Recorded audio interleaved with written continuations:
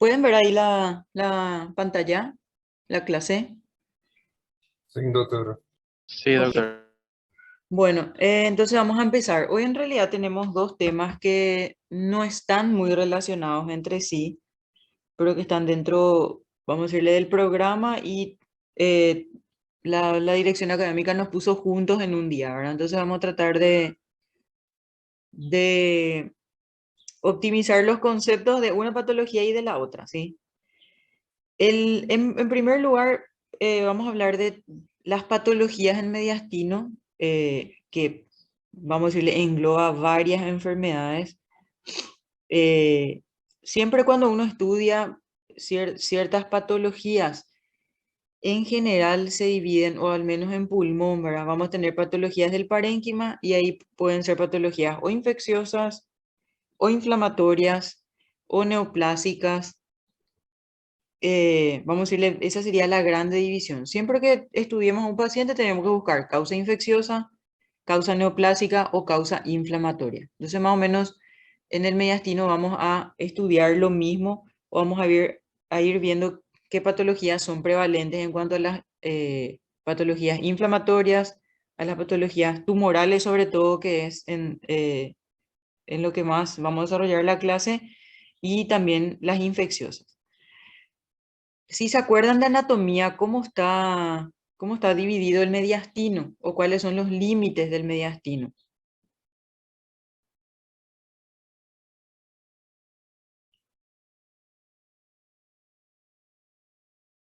¿O en qué dividimos el mediastino?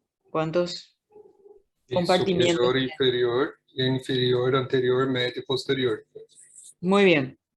Hay una división superior e inferior. Y después está la división anterior, medio y posterior, que es la que más vamos a usar nosotros, sobre todo para clasificar las patologías, ¿sí?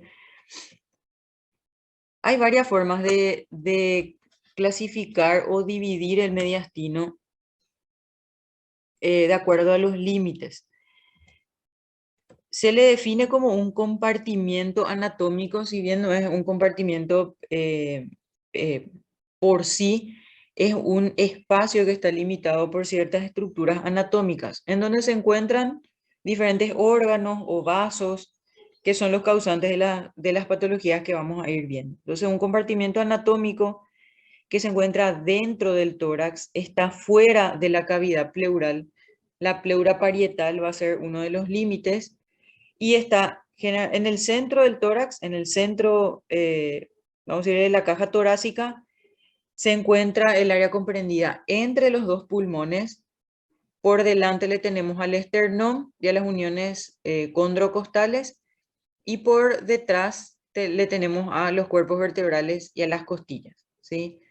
Entonces, esos serían los límites. Acá dice detrás del esternón, ¿verdad? Que sería la parte posterior del esternón, ¿verdad? Que sería el límite anterior del mediastino, ¿sí? Entonces, tenemos por delante lo que es el esternón, por detrás los cuerpos vertebrales, a los costados tenemos ambos pulmones con lo que son las pleuras parietal, y esa sería el área o el compartimiento anatómico al cual vamos a llamar mediastino. También dijimos que podemos dividir en un mediastino superior e inferior, ¿sí? Y en el extremo inferior va a estar delimitado, porque va a estar delimitado por el diafragma, que es lo que separa la cavidad abdominal de la cavidad torácica.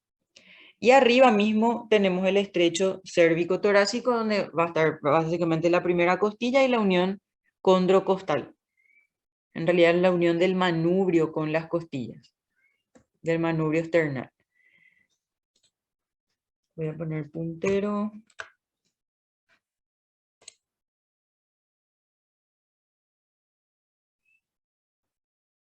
Una de las formas de clasificar, uno de los límites que se utilizan, están bien demostrados acá en este esquemita. Para dividir, como dijo el compañero del mediastino superior y el inferior, se utiliza una línea imaginaria que se llama línea de Ludwig, que es una línea trazada desde la unión del manubrio external, del manubrio con el cuerpo, en esa unión, y hacia atrás sería el borde inferior de la cuarta vértebra torácica. Esa es una línea imaginaria y vemos que por encima de esa línea tenemos lo que es el callado de la aorta ascendente y el callado, ¿sí? Sería ya parte del mediastino superior. Y ya en el mediastino inferior tendríamos la aorta descendente, el corazón y las venas cava superior e inferior. Eso sería la división en mediastino superior e inferior, que es por esta línea imaginaria que se traza, como dijimos, del manubrio external, de la unión del manubrio external con el cuerpo external hasta la región posterior, que la línea va por debajo del cuerpo de la cuarta vértebra torácica. Así dividimos entonces el mediastino superior e inferior. En cuanto al mediastino anterior, medio y posterior, algunos libros o algunas bibliografías utilizan el pericardio como el límite de los diferentes compartimientos en este caso. El compartimiento anterior sería todo lo que está por delante del pericardio. Este es el corazón, acá tenemos la hoja pericárdica, entonces todo lo que está por delante del pericardio es mediastino anterior. Lo que se encuentra dentro del pericardio sería mediastino medio, y lo que se encuentra en el compartimiento posterior al pericardio, que acá vemos en un color azul, sería el mediastino posterior. Como límite inferior tenemos el diafragma, que separa la cavidad torácica de la cavidad abdominal. Cuando observamos una radiografía lateral, y acá es donde donde realmente le damos la importancia a la radiografía lateral. ¿Por qué? Porque en la radiografía, si vemos una radiografía posterior o anterior, vemos superposición de muchas imágenes. Entonces muchas veces no sabemos si esa imagen está en la región anterior o posterior o inclusive en el mediastino medio. Entonces con la lateral eso nos ayuda bastante para poder localizar las lesiones. En la radiografía utilizamos el modelo de Felson, que es dividir el mediastino en 3 compartimientos, ¿sí? Y nuevamente tomamos el pericardio como división. Tenemos la línea que va separando lo que sería el mediastino anterior del mediastino medio, y por detrás del corazón, que sería también posterior al pericardio, el mediastino posterior. Entonces, con la radiografía lateral, muchas veces ya podemos ubicar las lesiones si están en el mediastino anterior, en el mediastino medio o en el mediastino posterior. Y esto se llama modelo de Felson. ¿Por qué es importante conocer esta división? ¿Por qué es importante reconocer este compartimiento y sobre todo saber observar las radiografías? Porque de acuerdo a en qué compartimiento esté la lesión que estamos observando, vamos a poder ir ya pensando en diagnósticos presuntivos. Entonces yo les puse varios esquemas de diferentes libros, como para que vayan viendo cuáles son los posibles diagnósticos presuntivos que podemos tener. En el mediastino anterior, nuevamente repasando los límites, el límite anterior es el esternón, ¿sí? El límite posterior sería la región anterior del pericardio y los grandes vasos. Entonces, todo lo que está por delante de eso es mediastino anterior. ¿Qué hay en el mediastino anterior? Está el timo, y sabemos que pueden haber patologías del timo, ya sea patologías neoplásicas, o también pueden haber patologías inflamatorias. Entonces, si está afectado el mediastino anterior, tenemos que pensar en alguna patología del timo, ¿sí? En esa región también hay nódulos linfáticos, o sea que en el mediastino, si hay una masa o vemos alguna lesión en el mediastino anterior, también podemos pensar en un linfoma. También podemos pensar en alguna alteración a nivel de lo que es la grasa prepericárdica o alguna alteración a nivel de los vasos mamarios internos que circulan por esa región. En el mediastino medio, los márgenes son, el margen posterior sería la parte anterior del mediastino anterior, valga la redundancia, y ya la parte posterior le tendríamos al mediastino posterior. Esta bibliografía utiliza o define el mediastino medio como el mediastino que se encuentra entre el anterior y el posterior. ¿Qué tenemos en el mediastino medio? Está el corazón y los grandes vasos, ¿sí? Está el corazón con el pericardio. El pericardio, o dentro de las patologías del pericardio, puede haber pericarditis, puede haber derrame pericárdico, inclusive pueden haber tumores a nivel del pericardio o neumopericardio. Entonces, si vemos alguna imagen sugerente de eso y se encuentra en el mediastino medio, tenemos que sospechar también de alguna patología del pericardio. Que también encontramos en el mediastino medio la aorta ascendente, la porción cortita de la aorta ascendente y la aorta transversa. Además de ahí surgen los vasos brachiocefálicos y dentro del mediastino medio le tenemos a la vena cava superior, inferior y a los vasos pulmonares principales. O sea, el mediastino medio es básicamente el corazón y los grandes vasos, ya sean venas, arterias. Además de la tráquea y los bronquios principales. Nuevamente acá menciona nódulos linfáticos y grasa. Entonces, si hay una imagen en mediastino medio, como hay nódulos linfáticos y hay algún tipo de tumor, tenemos que pensar también que puede ser un linfoma o generalmente también se pueden ver tumores germinales. En cuanto al mediastino posterior, los límites serían hacia la región anterior, es el borde posterior del pericardio, y el límite posterior de este mediastino es los cuerpos vertebrales que tienen una fascia prevertebral y un ligamento longitudinal anterior. Como ya dijimos, los márgenes laterales de todos estos compartimientos es la pleura parietal de los pulmones, ¿sí? La que está unida a la pared. ¿Qué encontramos en el mediastino posterior? La aorta descendente, la ascendente y la transversa encontrábamos en el medio. En este caso encontramos la aorta descendente, el esófago, el conducto torácico o el ducto torácico, la vena ácidos que drena prácticamente todo el tórax, los nervios autonómicos. En esta región posterior hay mucho paquete vasculo nervioso, hay muchos nervios, entonces la mayoría de las patologías que vamos a ir viendo son relacionadas a los nervios, ¿sí? Ya sean tumores benignos o malignos. Nuevamente tenemos nódulos linfáticos y grasa. En los tres compartimientos puede haber imágenes sugerentes de linfoma, ¿sí? Tanto en mediastino anterior, medio o posterior. Lo más común es que esté en el mediastino anterior, cuando hablamos de linfoma. Esta sería de otra bibliografía y acá le incluye ya acá le incluye el mediastino superior dentro del anterior. Entonces le llama antero superior. Y ahí tenemos el timo, le incluye acá a la tiroides y paratiroides, que vamos a ver también que puede haber tiroides intratorácica, y ahí va a aparecer una imagen en el mediastino anterior y superior. Está, ya dijimos, el arco aórtico y sus ramas, hay vasos y ganglios linfáticos. En el mediastino medio, básicamente lo mismo que ya dijimos, el corazón y el pericardio, la tráquea, los dos bronquios principales, los hilios pulmonares, ganglios linfáticos y el nervio frénico y el vago. Esto también es importante porque cuando hay alguna cirugía que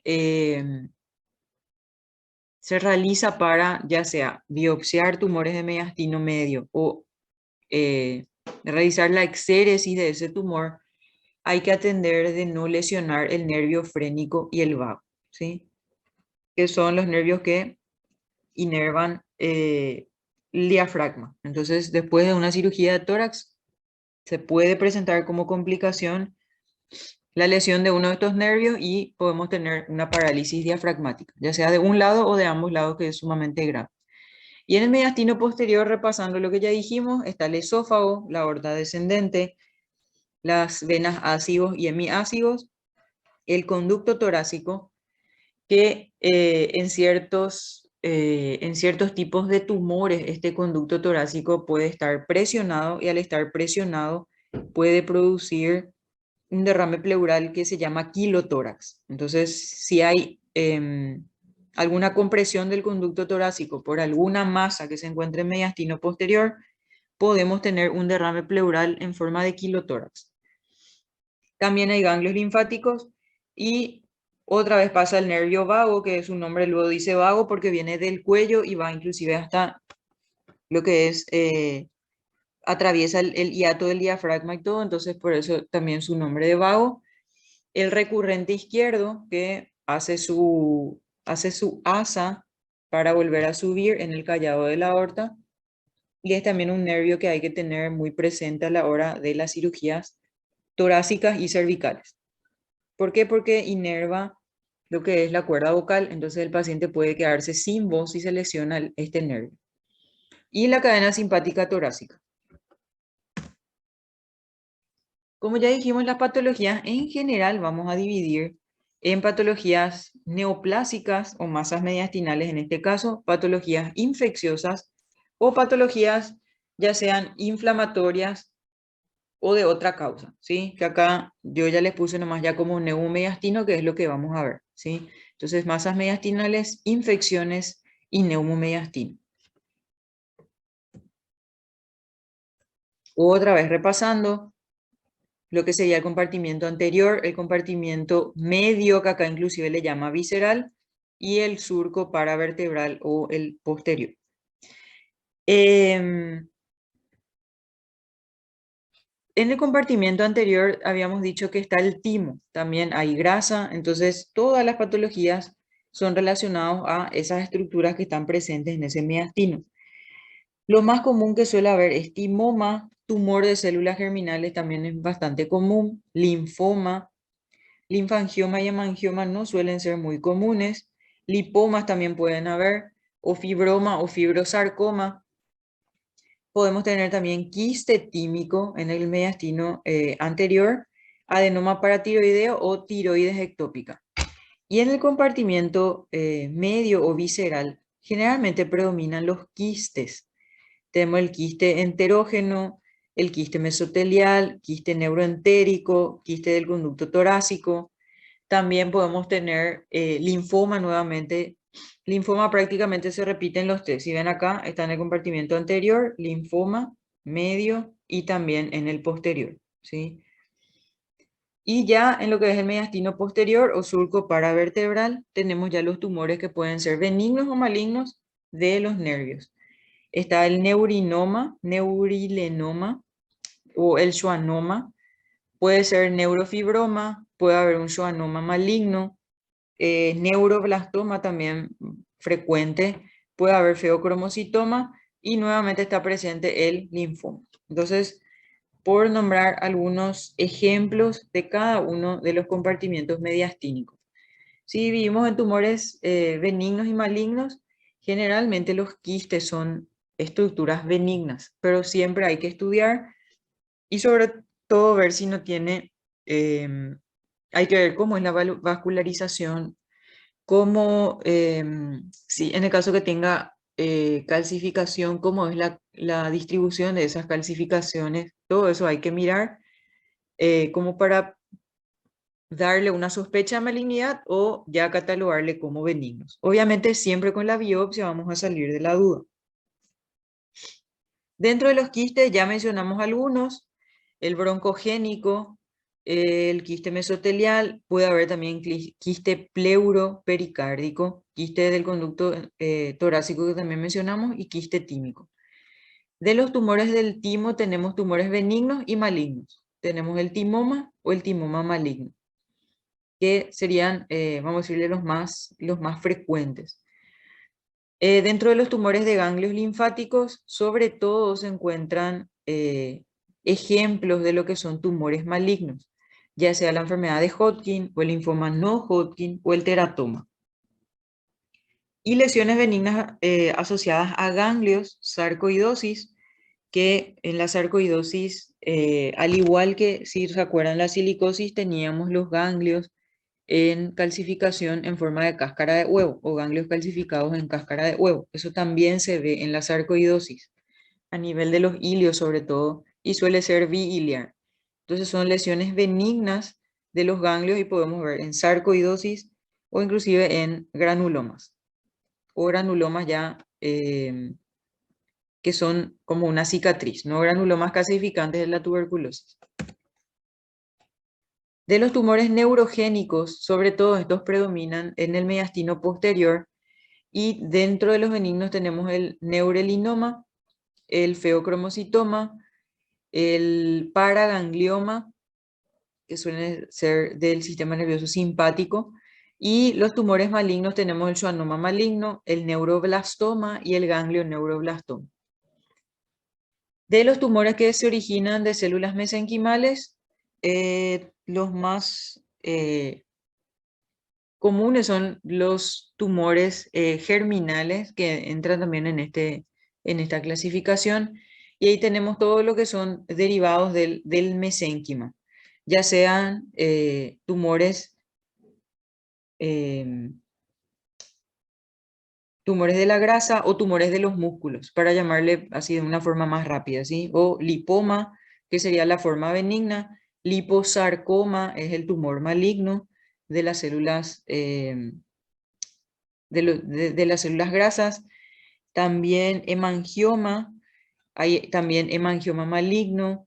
Está el leiomioma, que es una tumoración benigna del músculo liso. Tenemos el leiomiosarcoma, que ya sería la tumoración maligna del músculo liso. Tenemos fibrosarcoma, generalmente cuando termina la palabra en sarcoma son tumores malignos, ¿sí? Tenemos fibrosarcoma, después hay también fibroma, que es de los benignos. Después, otro que son frecuentes son el condrosarcoma y el rhabdomiosarcoma.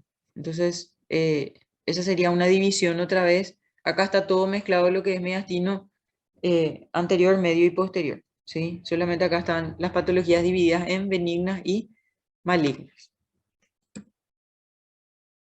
Y tumores de las células germinales, que son más frecuentes, sobre todo en mediastino anterior. Está el seminoma, que sería un tumor benigno. Está el teratoma, teratocarcinoma, que sería la forma maligna. Carcinoma embrionario, coriocarcinoma y tumores del sinus endodérmico. Entonces también tenemos los tumores de células germinales. Se ve sobre todo, estos tipos de tumores se ve sobre todo en varones jóvenes, con masas mediastínicas, predominantemente en mediastino anterior. Si hablamos un poquitito del mediastino anterior, generalmente la edad más predominante de estas patologías en mediastino anterior es la edad adulta, y el estar presente una masa en el mediastino anterior representa un mayor riesgo de malignidad en comparación al mediastino medio y al mediastino posterior. De las masas que encontramos en el mediastino, más de la mitad generalmente son malignas. Entonces sí o sí vamos a tener que estudiar y llegar a la biopsia. Entonces un 56% aproximadamente de las lesiones del mediastino anterior son malignas. Las más frecuentes del mediastino anterior son las que afectan al timo y a la glándula tiroides, ¿sí? Ya sean patologías benignas o malignas, de la lista que habíamos hablado también. Otra vez tenemos acá lo que sería el compartimiento anterior. Dijimos que lo más común es que afecte el timo y la tiroides. Pueden haber también otros tipos de tumores, los teratoma o tumor de células germinales. Y algunas de las características es que el timo generalmente se asocia a ciertas afecciones, como por ejemplo puede haber síndrome de Cushing, puede haber miastenia gravis. Esto, por ejemplo, es muy común que el paciente tenga miastenia gravis, debute con miastenia gravis y al estudiarle la causa aparezca un tumor en mediastino anterior y suele estar relacionado a patologías del timo. Entonces, estos serían como síndromes paraneoplásicos en el caso que sea una neoplasia relacionada al timo.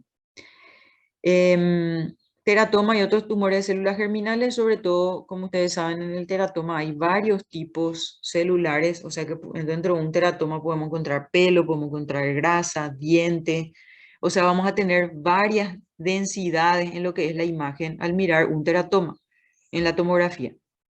Lo mismo al hacer la biopsia y el extirpar el teratoma, eso se manda a anatomía patológica y en la macroscopía se pueden ver diferentes tipos de tejidos, ya sea pelo, grasa, diente, todo mezclado en el mismo tumor.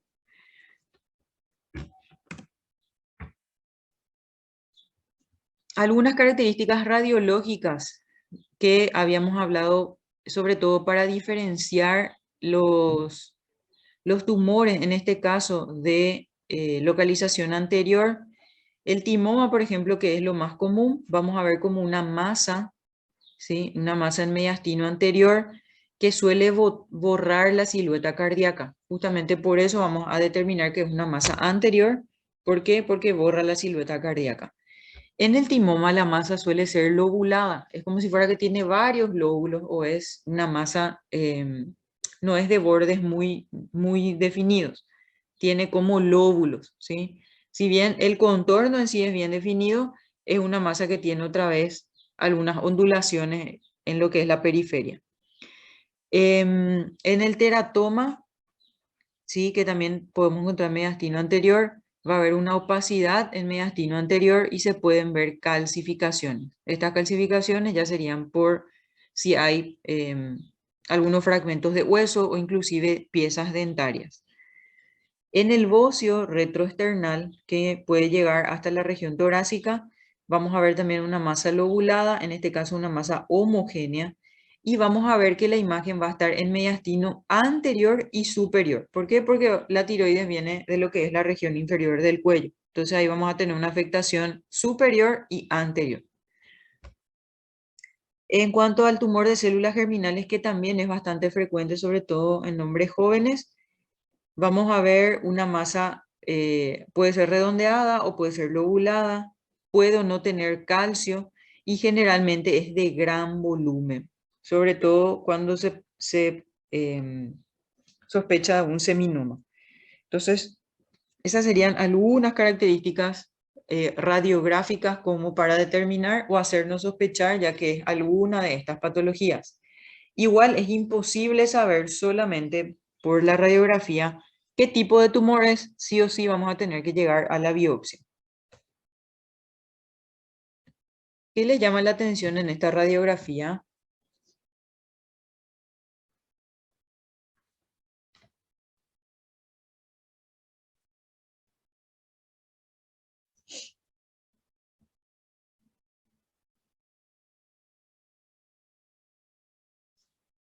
¿Algo más que me puedas decir? Bien. Una opacidad en el campo pulmonar derecho. ¿Te parece que está en el mediastino anterior, medio o posterior esa opacidad? O primero, ¿te parece algo pulmonar o algo mediastinal?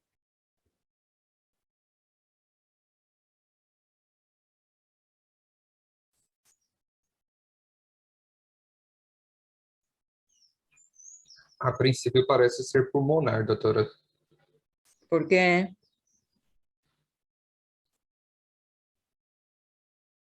E porque está cerca de los hílios pulmonares. ¿Qué más?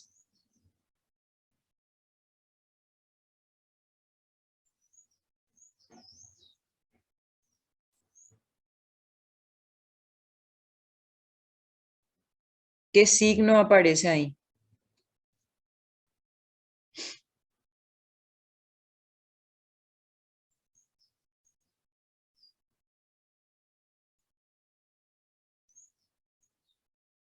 Pueden delimitar bien o no la silueta cardíaca.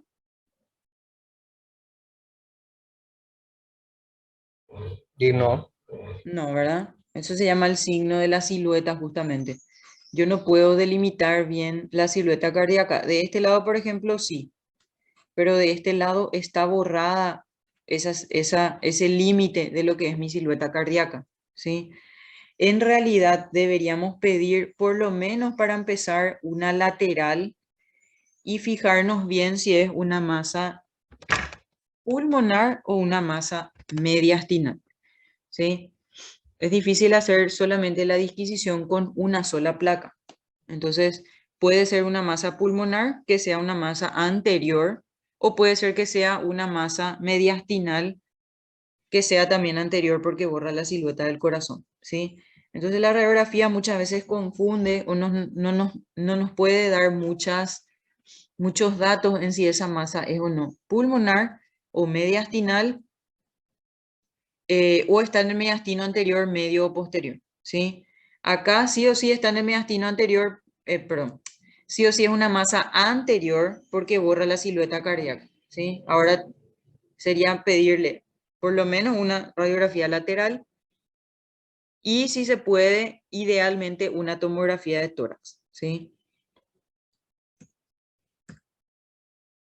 En esta radiografía, ¿qué le llama la atención?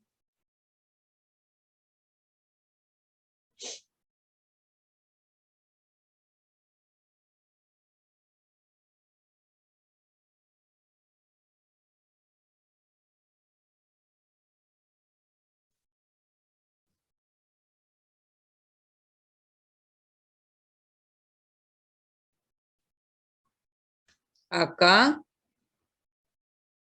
acá. Ou El, pode ser la tiroides também, doutora. sí, el timo está en esta región más o menos. En los adultos que involuciona. En los niños prácticamente un poco más abajo, ¿sí? Y esto está en la parte superior, ¿sí? Así como dijo el compañero, probablemente es, o podemos pensar en tiroides. Es una de las posibilidades porque es el mediastino superior, ¿sí? El timo está más en esta región, un poquitito por encima del ilio y a nivel de los ilios, ¿sí? ¿Y cómo describirían la placa? ¿Qué ven?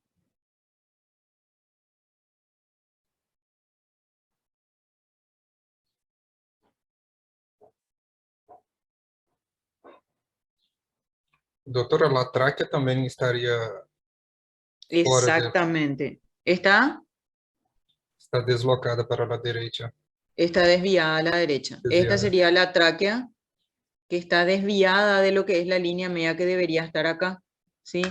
Entonces acá hay una masa, ¿sí? Que está por delante del pulmón, por eso borra esa silueta del pulmón que generalmente veríamos acá, ¿sí? Y desvía lo que es la tráquea. ¿Qué tenemos en mediastino superior y anterior? Timo, ¿sí? Finalmente este paciente, perdón, tiroides. Finalmente este paciente fue diagnosticado de un bocio endotorácico, ¿sí? Entonces afecta lo que sería la tráquea y la región superior del mediastino y hace signo de la silueta. Entonces es una estructura anterior y una estructura de mediastino superior. Entonces, ¿qué tenemos ahí? Tiroides, y al hacer la biopsia o al hacer una tomografía en donde nos puede ayudar mucho más la imagen, eso se llevó al diagnóstico final de un bocio endotorácico. Y en esta radiografía,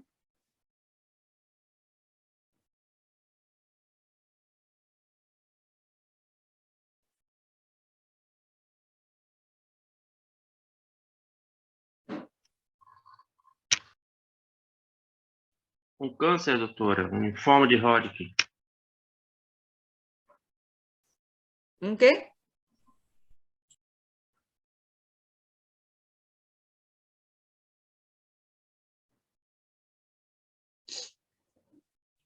Em este caso, vai pegar a parte superior do lado direito e a silhueta cardíaca também do lado esquerdo. Sí, ¿verdad? O sea, más mediastino superior e inferior prácticamente, Sim. ¿verdad? Tenemos una opacidad en lo que sería la región superior del pulmón o el campo pulmonar superior y una opacidad también que borra la silueta cardíaca, ¿sí? Tenemos un mediastino sumamente ensanchado, ¿sí? Y como hace signo de la silueta que borra la silueta cardíaca, entonces es una masa anterior nuevamente. ¿Qué teníamos en mediastino inferior en esa región?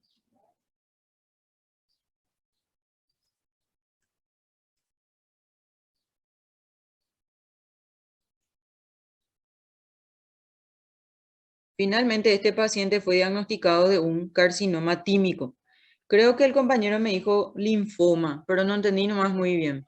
Sí, doutor, linfoma Hodgkin. Linfoma, puede ser un linfoma también, ¿sí? Entonces, acá nomás en estos casos ya tenían diagnóstico, pero tengo un mediastino sumamente ensanchado y linfoma podíamos tener tanto en el mediastino anterior, medio y posterior. Acá es nuevamente mediastino anterior porque borra lo que es la silueta cardíaca, ¿sí?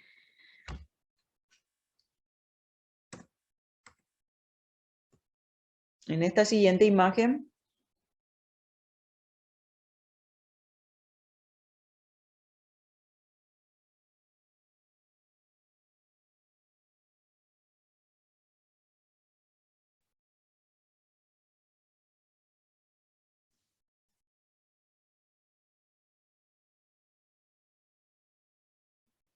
Y mediastino inferior del lado derecho. mediastino inferior y anterior, medio o posterior. Creo que posterior. ¿Y la silueta cardíaca dónde está? Y verdad no se ve, entonces va a ser anterior. Exactamente, ¿sí? Yo les puse mucho de anterior porque es en realidad lo que más se ve, ¿sí? Entonces, porque generalmente las placas que nos dan es solamente la póstero anterior. Entonces, siempre tenemos que mirar la silueta cardíaca, tenemos que mirar siempre el botón aórtico, lo que sería la impresión de la arteria pulmonar, la silueta cardíaca del lado izquierdo y lo mismo la silueta cardíaca del lado derecho que acá no veo, está borrada, ¿sí? Entonces una imagen anterior. Nuevamente acá es un paciente que se le diagnosticó un cáncer de timo, un carcinoma de timo. Puede ser otra vez linfoma, puede ser, ¿sí? O sea, una de las otras posibilidades, ¿sí? Siempre vamos a tener que llegar a la biopsia. Obviamente antes le vamos a pedir una tomografía y generalmente se pide tomografía con contraste.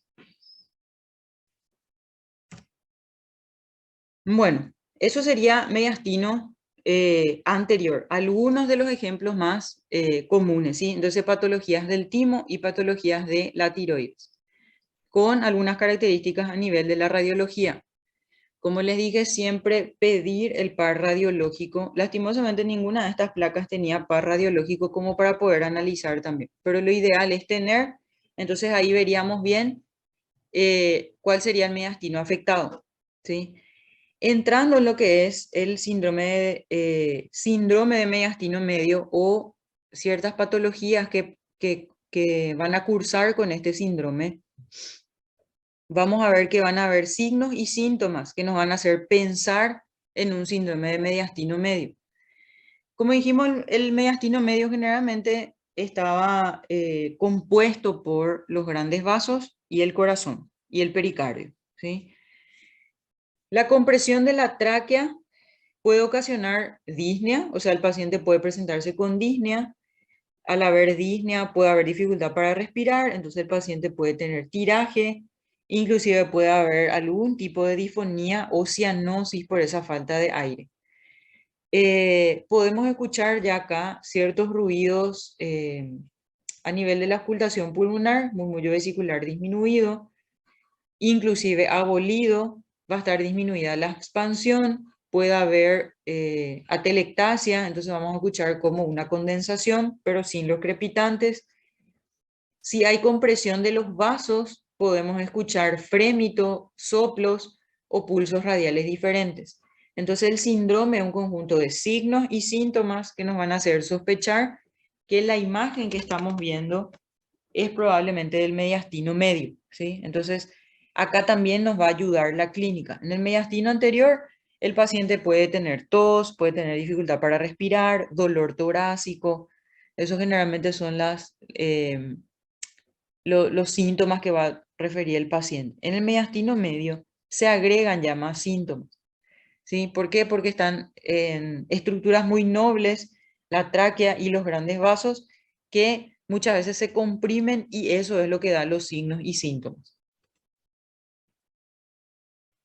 Que también teníamos en el mediastino medio, estaban los nervios recurrentes, los laringios recurrentes.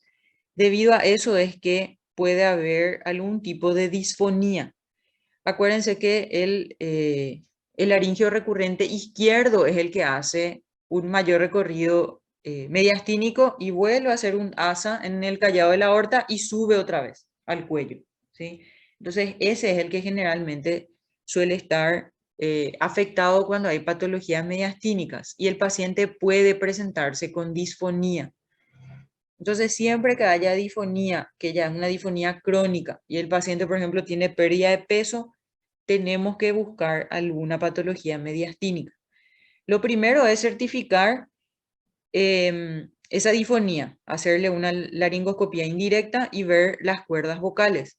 Si las cuerdas vocales están totalmente paralíticas o tienen una menor movilidad, entonces voy a tener que buscar la causa, más si es la cuerda vocal izquierda, ¿sí? Entonces, por lo menos una tomografía de cuello y tórax para ver que no haya algo que esté comprimiendo el nervio laringio recurrente. Ahora, si se comprime el nervio frénico, muchas veces eso causa una hemiparálisis o una hemiparesia de ese lado del diafragma. Y el diafragma, o los síntomas que suele presentar en las patologías del diafragma es tos, hipo y dolores neurálgicos. Eso generalmente se suele ver en patologías del mediastino. Si un paciente con cáncer tiene episodios de hipo que le duran mucho tiempo, hay que pensar ya que probablemente está afectado ya el nervio frénico, o por compresión o por invasión. ¿Saben algún tratamiento del hipo? ¿Cómo se trata el hipo? Sí, con un susto. Con un susto. Empírico, ¿verdad? Pero se suele hacer eso. Sí, doctor. ¿Y algún medicamento, algún fármaco que se use en el tratamiento del hipo que sepan?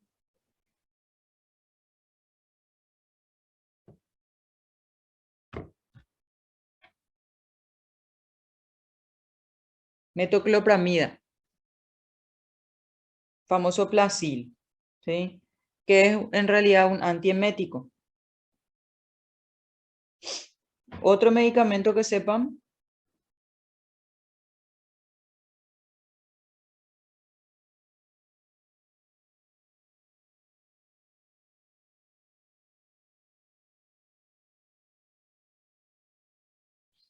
Aparte de la metoclopramida, lo que se suele hacer es algunos relajantes musculares. Puede ser, por ejemplo, sertralina, puede ser haloperidol, algunos de esos medicamentos que son tipo relajantes musculares. ¿Sí? ¿Por qué? Porque el que interviene ahí en realidad es el diafragma. Y con el susto lo que hacemos es, al asustarle al paciente o al decirle que tome sorbos de agua, por ejemplo, lo que se busca es la estimulación vagal. Entonces, como para volver a despertarlo otra vez al diafragma, ¿sí? Entonces, un paciente que tiene algún tipo de tumor, ya sea a nivel pulmonar o a nivel del mediastino, y que presente como síntoma hipo, tenemos que descartar que el nervio frénico no esté invadido o no esté con una compresión, ¿sí? Entonces, muchas veces el hipo tomamos como algo banal, ¿verdad? Pero si el paciente tiene algún tipo de patología o ese hipo ya es crónico, tenemos que buscar alguna compresión o alguna invasión a nivel del nervio frénico, ¿sí? Que también puede estar comprometido el nervio vago, que dijimos que está en el mediastino medio, y ahí sobre todo el paciente va a manifestar accesos de tos, puede manifestarse como crisis asmática inclusive, que como le llama ahí estados asmatiformes, puede haber dificultad para tragar, bradicardia, pueden haber náuseas, vómitos, dispepsia o gastralgia, que sería dolor de estómago, ¿verdad? Entonces, el nervio vago llega inclusive hasta el abdomen, hasta el cardias del estómago. Entonces, si hay alguna compresión, algún compromiso del nervio vago, podemos tener algunas molestias gastrointestinales. Entonces, hay todo un capítulo en neumología que son patologías gastrointestinales con repercusión pulmonar o patologías pulmonares con repercusión gastrointestinal, ¿sí? Entonces, siempre como para ir acordándonos qué nervio está y qué síntomas pueden dar, ¿sí? Como vemos, pueden ser muy variados. Dentro del mediastino medio, ¿qué estructuras eran las que predominaban aparte de los grandes vasos y del corazón y el pericardio? Podemos tener quistes, que en general son quistes benignos. Pueden ser quistes a nivel del pericardio o quistes a nivel de los bronquios, quistes pericárdicos o broncógenos. Nuevamente aparece acá el linfoma como un diagnóstico presuntivo o como un diagnóstico probable y un tipo de hernia que se llama la hernia de Morgagni. ¿Cómo sería la radiografía en estos tipos de imágenes? Como ya dijimos, por radiografía nomás no podemos diagnosticar, pero de repente mirando podemos hacer ya alguna disquisición diagnóstica. Los quistes broncogénicos generalmente son bien redondeados, bien delimitados y son una estructura bastante homogénea. O sea, parecen así bien benignos al mirarles. El linfoma en caso son masas, generalmente más voluminosas, que pueden o no abarcar mediastino superior e inferior inclusive en cuanto a lo que es el tamaño, ¿sí? O mediastino anterior y medio, porque veíamos que podía estar en los dos compartimientos. Entonces el linfoma suelen ser grandes masas.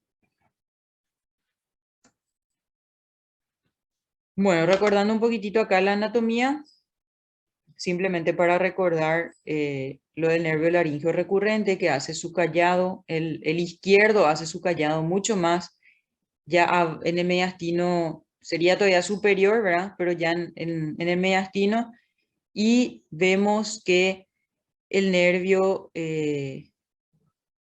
laringio, el laringio recurrente derecho se vuelve recurrente, vamos a decirle, mucho más arriba, ya generalmente en el cuello otra vez, ¿sí? El izquierdo es el que baja más y hace su ascenso otra vez en el callado de la aorta. Después le tenemos a lo que sería el pericardio, que es en realidad el que divide el mediastino anterior del medio y el pericardio posterior, el mediastino posterior.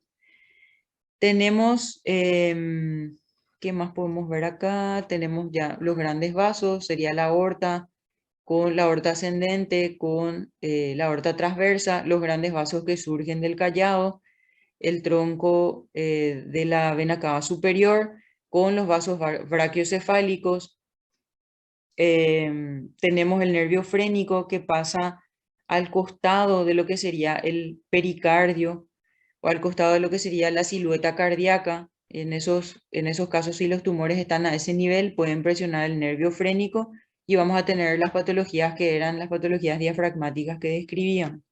Entonces, dentro de lo que es el mediastino tenemos muchos órganos nobles, los grandes vasos, los diferentes nervios y el corazón en sí.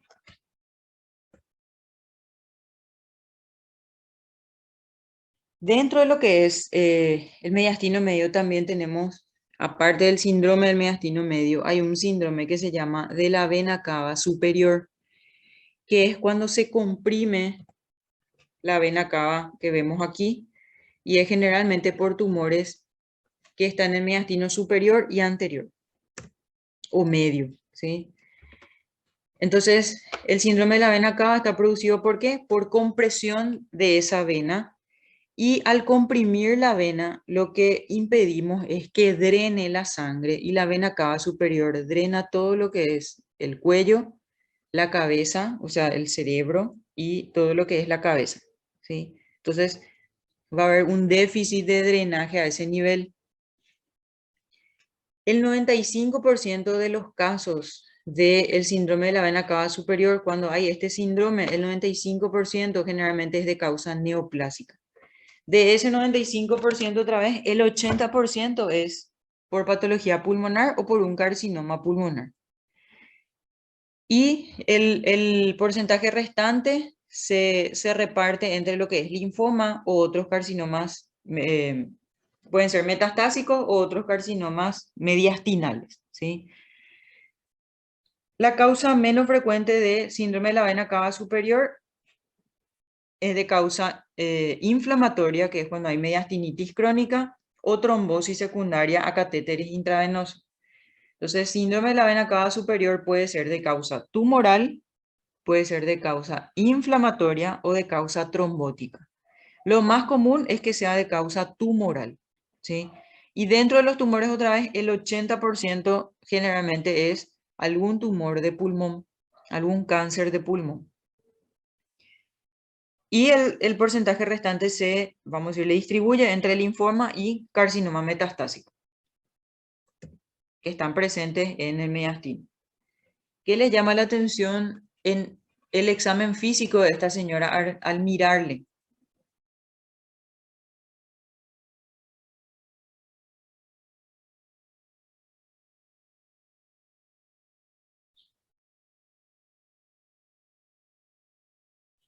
E seria a tumoração na altura do coelho do lado direito? Tiene Una- edema, ¿verdad? Edema a nivel del cuello, sobre todo acá y acá, ¿verdad? Después, Assim mesmo. bien, muy bien. Hematomas también presenta en ¿Qué? la hematomas, en la imagen de, Este. sí, No le llamaría hematoma. Son como venitas, ¿verdad? No sé si se llega a ver bien ahí. A eso se le llama circulación colateral, que son, que son como varices que van apareciendo en regiones donde no es normalmente, no es normal encontrar. Son venitas que se dilatan y es lo que se llama circulación venosa colateral. Sobre todo acá ella tiene en la región esternal, ya en la región torácica y en la cara,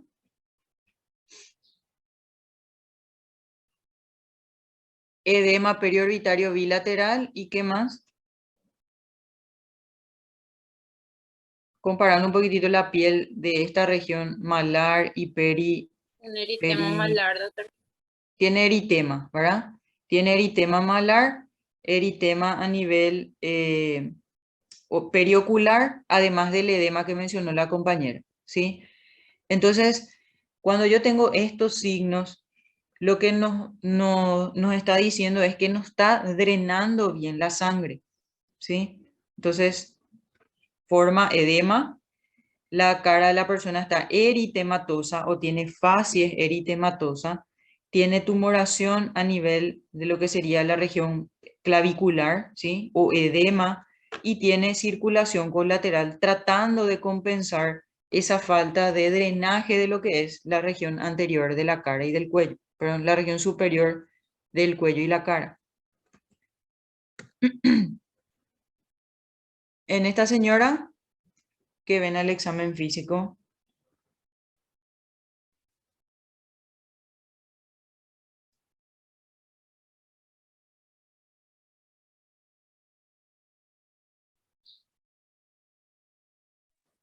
y también ingurgitación, lo que se agrega acá. Muy bien, súper bien.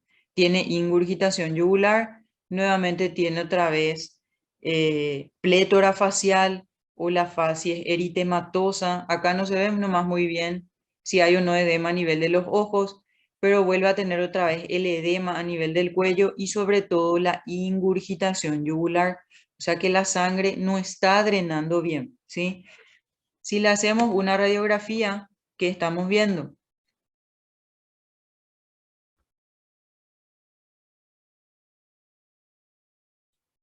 E seria uma massa que agarra tanto do lado direito superior e, sim, direito superior. Bien, muy bien. ¿Qué más, aparte de la masa, de la opacidad que ves en pulmón, qué otro signo radiológico ves? La tráquea también está deslocada ¿Hacia dónde? hacia derecha Hacia la derecha. Entonces, probablemente, ¿qué hay? y un tumor de tiroides. Una tumoración, pero que causa ¿qué también? ¿Qué hay cuando yo tengo un desvío de la tráquea hacia el lado enfermo? Una atelectasia, ¿sí? Una atelectasia del lóbulo superior derecho. ¿Cómo está? Si ustedes ven, el ilio está prácticamente estirado. Esto sería el diafragma, ¿sí? El ilio está prácticamente estirado hacia lo que es arriba a la derecha, ¿sí? Entonces hay un desvío de la tráquea, ¿sí? Y ahí puede ser o por compresión o porque el tumor es endobronquial. Entonces hay una masa que está atelectasiando todo el lóbulo superior, ¿sí? Y como que teníamos de este lado nosotros, si volvemos otra vez a nuestra imagen, que teníamos del lado derecho, porque acá prácticamente está nuestra masa. Acá está la tráquea y la tráquea es la que está desviada porque hay una telectasia. Entonces, ¿qué está comprimiendo? Y puede ser la vena cava superior y el La nervio vena frénico. cava superior. ¿Y qué? Y nervio frénico. También, también. Entonces, a esto es lo que le llamamos el síndrome de la vena cava, ¿sí? Es una tumoración que generalmente es de pulmón, ¿sí? Acá, por ejemplo, es una masa pulmonar porque hace atelectasia del lóbulo superior derecho, ¿sí? Ahora, si no atelectasiaba, probablemente podríamos pensar que es mediastínica, ¿sí? Igual necesitamos por lo menos la lateral, pero en realidad es mejor una tomografía para dilucidar bien si la masa es pulmonar o mediastinal, ¿sí? Dijimos que la vena, síndrome de la vena cava superior puede verse en tumores de pulmón, que era la mayor proporción de la causa, o en tumores del mediastino, ¿sí? Acá tenemos una tumoración que presiona la vena cava superior, ¿sí? Esta sería la vena cava superior, que drena todo lo que sería, si ustedes ven, drena la cabeza, drena el cuello, ¿sí? E inclusive drena los miembros superiores, ¿sí? Entonces, al estar comprimido acá el drenaje, la sangre refluye otra vez hacia arriba y es lo que enrojece la cara, hace edema de párpados, edema de cuello, la ingurgitación yugular, ¿sí? Todos esos síntomas se manifiestan porque se está comprimiendo el drenaje de la vena cava superior. Acá nos muestra la imagen de la tumoración y vemos cómo acá nos dibuja muy tortuosa acá esta vena que probablemente forma parte de lo que es la circulación colateral, ¿sí? Se trata de hacer vamos a decir, como un cortocircuito acá, como para tratar de drenar toda la sangre que podamos, que no está pudiendo pasar por acá donde está obstruido, ¿sí? Entonces, a eso le llamamos el síndrome de la vena cava superior. Este síndrome es una urgencia oncológica. Si el paciente o si nosotros recibimos un paciente y sospechamos de síndrome de la vena cava superior, eso es una urgencia oncológica y se hace radioterapia de urgencia antes de tener el diagnóstico y todo. ¿Por qué? Porque al comprimir totalmente el drenaje de la vena cava superior, no voy a tener retorno venoso y por ende el corazón finalmente va a fallar, ¿sí? Entonces, el síndrome de la vena cava superior es una urgencia oncológica. ¿Cuáles son los signos y síntomas que bien ustedes ya sacaron de las imágenes? Edema puede ser facial, de cuello o inclusive del hemitórax superior, y a eso se le llama edema en esclavina, cuando hay edema del hemitórax superior, del cuello y de la cara. Puede haber también cianosis facial, plétora facial, que es el enrojecimiento, ¿sí? O el eritema que veíamos en la foto. Obviamente puede haber dificultad para respirar o el paciente va a estar taquipneico, y están las telangiectasias o circulación colateral, ¿sí? Eso se puede ver en cuello y se puede ver en tórax. También vimos que podía haber ingurgitación yugular, eso suele ser un signo también bastante característico. ¿Y el paciente cómo se va a presentar? Obviamente va a tener disnea, puede tener sensación de agotamiento, ¿sí? O el paciente puede estar mareado o inclusive puede tener confusión, puede haber tos, puede haber cefalea, dolor torácico y ese dolor torácico sobre todo va a empeorar cuando el paciente se inclina hacia adelante, ¿sí? Estaba el dolor torácico, que es el de la pericarditis, que se alivia cuando el paciente se pone en plegaria mahometana, ¿sí? Y este, en cambio, el dolor torácico aumenta cuando el paciente se inclina hacia adelante, ¿sí? Entonces, esos son signos y síntomas del síndrome de la vena cava superior, que es una urgencia oncológica. Ahora entramos en lo que es el mediastino posterior, ¿sí? Y acá en el mediastino posterior habíamos visto que la mayor parte de las estructuras que están son estructuras nerviosas. Y volvemos a tener otra vez acá dos tipos de síndrome, ¿sí? Síndrome es conjunto de signos y síntomas, ¿sí? En el mediastino posterior teníamos el esófago, estaba todo lo que es el sistema simpático torácico y teníamos la cadena simpática y los nervios paravertebrales, ¿sí? Entonces, si el paciente tiene, por ejemplo, disfagia, vamos a tener que estudiarle sí o sí el esófago, el órgano que está en el mediastino posterior. La disfagia generalmente es progresiva y suele ser primero a sólidos, a sólidos y después a líquidos. Puede ser una disfagia progresiva. ¿Qué pasa cuando se afecta el nervio simpático torácico? Ya sea por compresión o por invasión, se produce lo que se llama el síndrome de Purfure-Dupetit, en donde afecta el ojo con midriasis y exoftalmo y aumento de la hendidura palpebral. Eso es cuando se afecta el simpático torácico. Y este en el caso de excitación de ese nervio. Y ya cuando ocurre la parálisis del nervio simpático a nivel del cuello sobre todo, se produce el síndrome de Claude-Bernard-Horner, que se ve sobre todo asociado a tumores del vértice pulmonar. Entonces son tumores del vértice que presionan el simpático, el nervio simpático o la cadena simpática cervical y producen la parálisis de ese nervio. Y la triada de esta parálisis del síndrome de Claude-Bernard-Horner es miosis, una pupila sumamente pequeña, disminución de la hendidura palpebral y enoftalmo, ¿sí? Esos serían los dos síndromes que podemos ver, por excitación del simpático y por parálisis del simpático.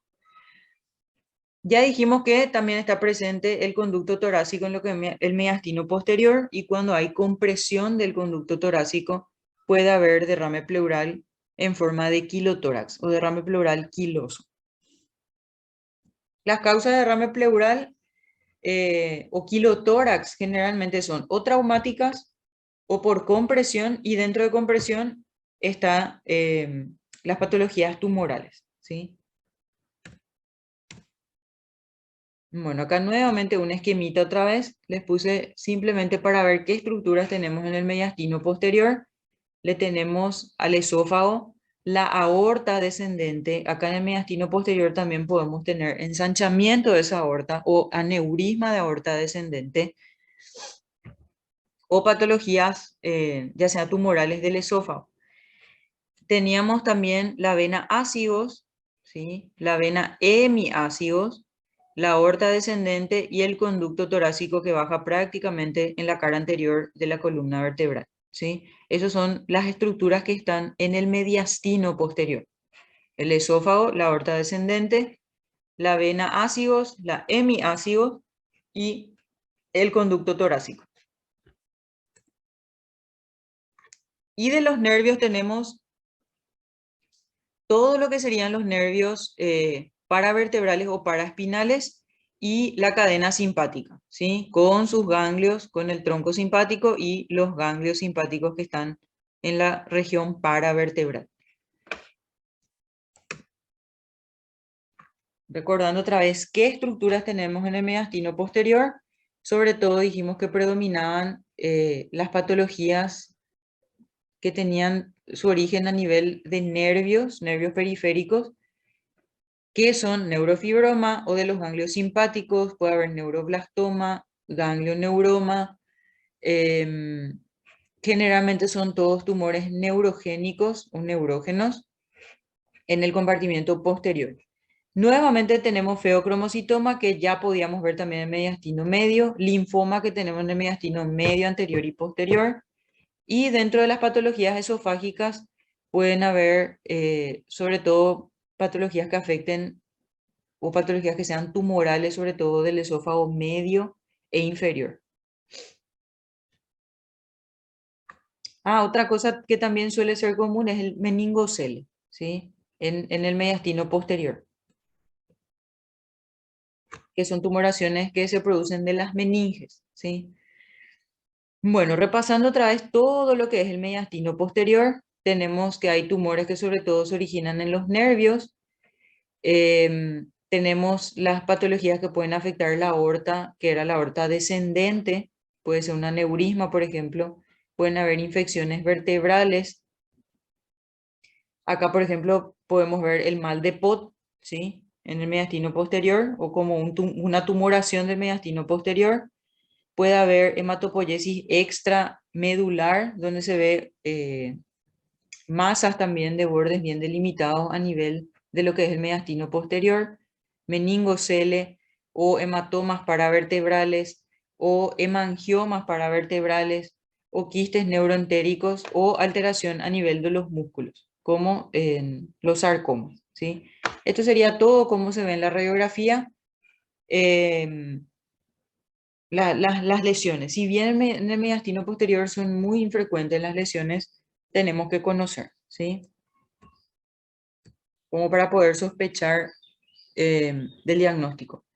¿Qué les llama la atención en esta radiografía? En realidad esto ya es algo muy fino ya, ¿verdad? Pero para hacer nomás el ejercicio de mirar radiografías.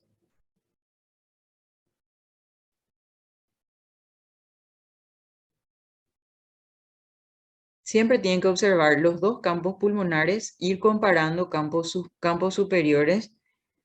Tienen que observar el mediastino, tienen que observar la tráquea, tienen que observar la parte ósea, o sea, las clavículas, las costillas, la columna y después las líneas. ¿Qué les llama la atención?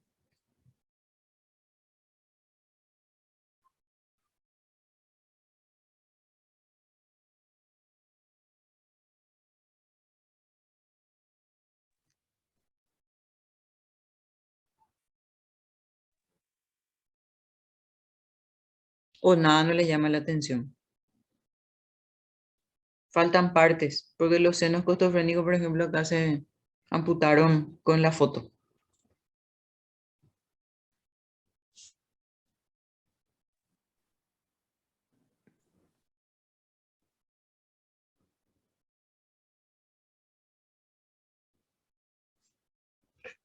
¿Este lado qué sería? ¿Qué lado del pulmón? ¿Derecho o Lado izquierdo? izquierdo. Lado izquierdo. ¿Qué Acima signo de, tengo que mirar para decir que es izquierdo? y sería lo contorno del La corazón. silueta cardíaca, profe. La silueta cardíaca, después. Y doctor, arriba, donde tendría que estar el callado, me parece que tiene una masa más. Este es el callado, ¿verdad? Sí, Y arriba, este que vos me esta decís, sería la ¿verdad? masa. Sí. Exacto, muy bien, súper bien. Entonces vos ves una tumoración, vamos a decirle, en la región del callado de la aorta, ¿sí? ¿Te parece una tumoración anterior, media o posterior? Y yo creo que sea posterior porque se puede identificar el callado de la aorta. Exactamente, súper bien. Entonces yo puedo delimitar bien acá el callado de la aorta. Entonces quiere decir que esta imagen que yo veo acá es una imagen posterior, ¿sí? Siempre para ver estructuras, ya sea vasculares o estructuras nerviosas, es mejor pedir una resonancia y eso es lo que se pidió acá. Y se ve esta tumoración que vemos acá, que está vamos a decirle, que se proyecta cerca del arco aórtico y es una tumoración paraespinal, ¿sí? Esto se ve en la resonancia, ¿sí? Finalmente, eso obtuvo el diagnóstico de una hematopoiesis extramedular, ¿sí? Algo sumamente infrecuente. Yo simplemente les puse, como ya les dije, esto es muy fino, pero como para hacer el diagnóstico simplemente de ver las líneas en la radiografía, ¿sí? Entonces, con que vos sospeches que vos ves acá una imagen y le pidas, generalmente en principio pedimos una tomografía, ¿sí? Vos vas a ver esto en la tomografía, pero algo mucho más específico es pedirle una resonancia. ¿Por qué? Porque es partes blandas, ¿sí? Entonces, si viene un paciente y vos le recibís con esta radiografía y vos no te das luego cuenta de esto, ¿verdad? Ya estamos saltando algo, ¿sí? Entonces, que vos te hayas dado cuenta que hay una imagen en la radiografía y te hace pedirle un estudio más avanzado, eso ya es un gran paso, ¿sí? Entonces, justamente para eso les puse esta placa, como para que sean quisquillosos a la hora de mirar las radiografías. Y siempre acuérdense de las líneas que tienen que buscar, de las líneas normales. Y si hay otras líneas que van apareciendo, entonces que les llame la atención y ustedes sigan buscando con otras imágenes, ¿sí? Esto es sumamente, vamos a decirle, muy específico. Yo la verdad que nunca luego vi esto de hematopoiesis extramedular, pero me pareció más interesante la imagen como para que ustedes hagan ese ejercicio, ¿sí? Y hacer el ejercicio también de lo que es ver si la imagen es mediastino anterior, medio o posterior. Súper bien. Bueno, hasta esta primera parte era todo tumores. ¿Qué tal hasta acá?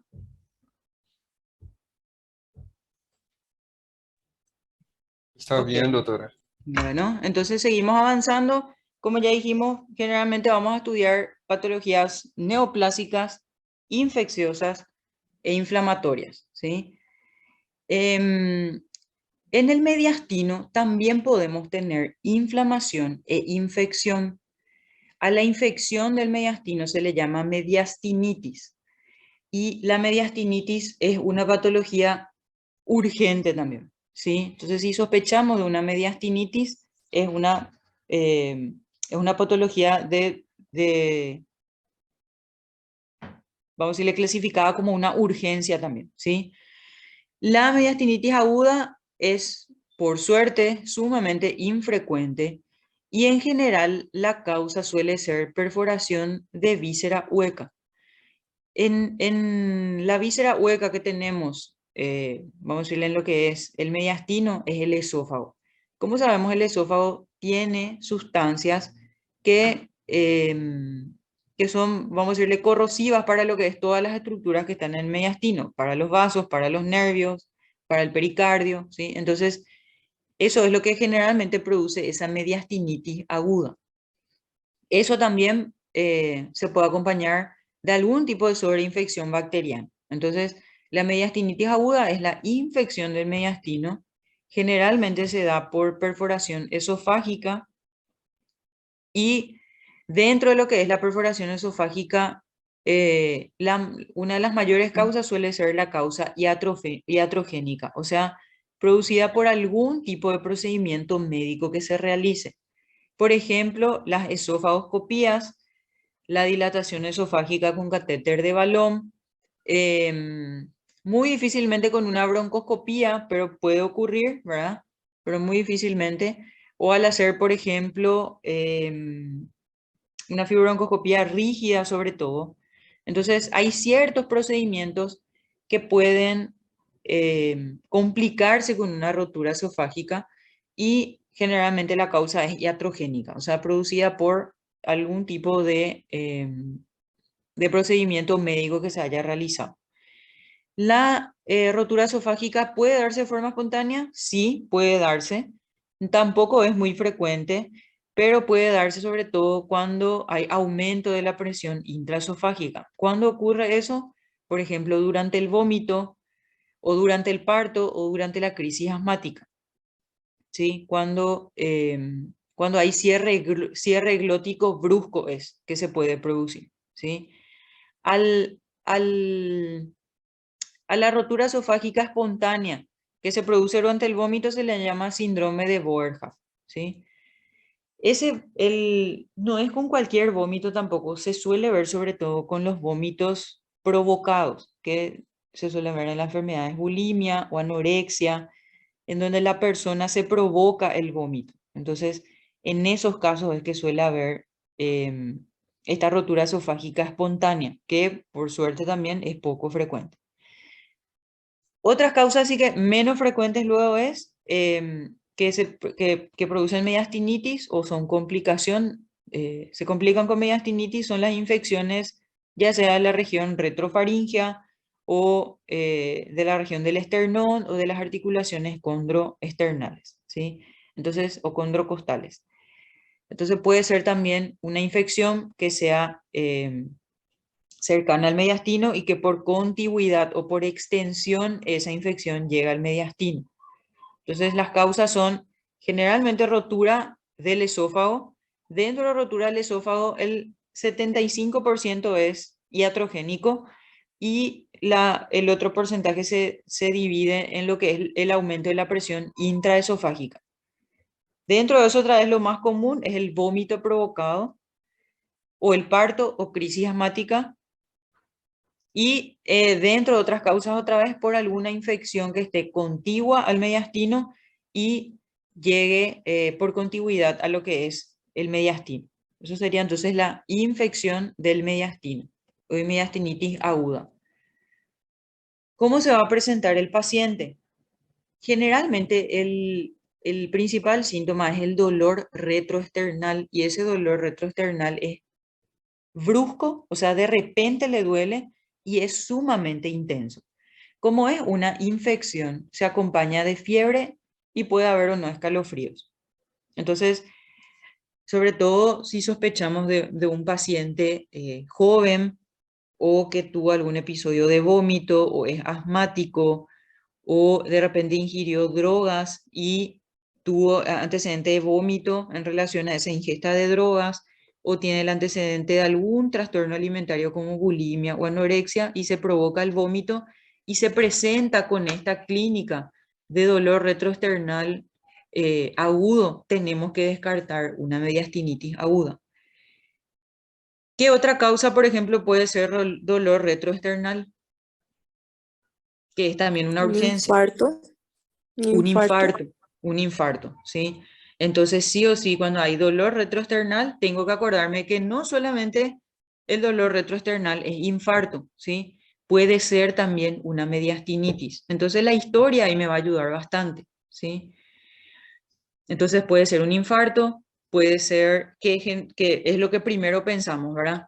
Pero acuérdense ahora de mediastinitis aguda, ¿sí? Sobre todo relacionado a todas las causas que vimos anteriormente.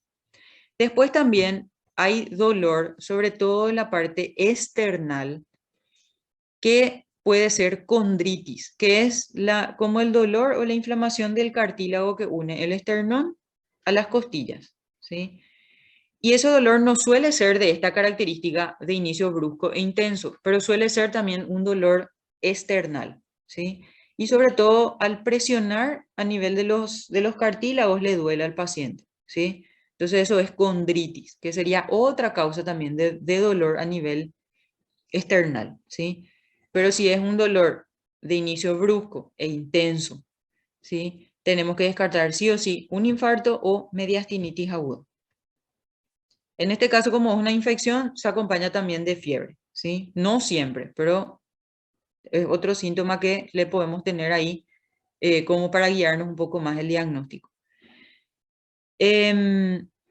Si la causa de esa mediastinitis que vimos que la causa más frecuente es la perforación esofágica, podemos encontrar también enfisema subcutáneo, sobre todo a nivel del cuello o a nivel del tórax. Vamos a escuchar, al apretar, es como si fuera que es una esponja. Esa sensación más o menos da. Uno aprieta y crepita eso y apretás y después se vuelve otra vez a levantar, vamos a decirle así como una esponja, ¿sí? Eso se puede tocar a nivel del cuello o a nivel del tórax. En la ocultación cardíaca puede aparecer un signo que es el signo de Hammam, que es como que en la ocultación cada latido cardíaco, sobre todo en el vértice, se escucha como un chasquido fuerte. Cada latido parece un chasquido fuerte, ¿sí? Y este signo de Hammam también se suele escuchar cuando hay mediastinitis, aunque no es patognomónico de la mediastinitis, ¿sí? Pero vamos a escuchar o podemos escuchar ese signo de Hammam. ¿Cómo hacemos el diagnóstico? Como ya les dije, la sospecha, lo fundamental es sospechar clínicamente, ¿sí? Entonces, si hay dolor retroesternal, hay un montón de causas de dolor retroesternal, ¿sí? Pero las que más se parecen y las que son más graves, vamos a decirle, son la mediastinitis aguda y el infarto agudo del miocardio. Entonces, tengo que sospechar sí o sí si el paciente se presenta con un dolor de inicio súbito y ese dolor es intenso. Y ahí es muy importante la historia clínica. Si el paciente tuvo antecedente de algún procedimiento endoscópico o tuvo antecedente de vómito o presencia de dolor torácico y enfisema subcutáneo, tiene que hacernos sospechar que probablemente fue una perforación esofágica y ese paciente está con una mediastinitis aguda. En la radiografía de tórax se pueden ver ya ciertos signos como ensanchamiento del mediastino. Vamos a ver gas en el mediastino que normalmente no hay y inclusive se pueden ver niveles hidroaéreos ya en casos más severos. La tomografía de tórax obviamente nos va a dar una mejor imagen, nos va a dar más información y ahí inclusive vamos a ver un engrosamiento esofágico, ¿sí? Un engrosamiento de la pared del esófago. Vamos a ver o vamos a poder comparar tejidos, el tejido blando con el tejido que tiene consistencia líquida e inclusive vamos a ver si pueden o sospechar inclusive que pueden haber algunos abscesos a nivel del mediastino. El esofagograma de Vario es el que nos permite localizar lo que es la rotura esofágica, ¿sí? Ese sería el método diagnóstico para localizar a qué nivel está esa rotura esofágica que es la que produjo la mediastinitis. ¿Cuál es el tratamiento? Ya dijimos que es una urgencia médico-quirúrgica y sobre todo el primer paso que tenemos que hacer es estabilizar hemodinámicamente al paciente, ¿sí? Tiene que ingresar a unidad de cuidados intensivos o a terapia intensiva. Se le tiene que administrar antibióticos de amplio espectro y si es necesario se hace un drenaje quirúrgico de la cavidad mediastínica. Entonces, primeramente le compenso primero tratamiento médico, tengo que estabilizar al paciente hemodinámicamente, respiratoriamente también si hace falta, iniciar antibióticos cuanto antes, perdón, y si no cede o vemos que hay abscesos, va a tener que someterse al drenaje quirúrgico de la cavidad mediastínica. Entonces, en principio, la mediastinitis aguda es de resorte clínico quirúrgico. Es una patología sumamente grave cuando aparece.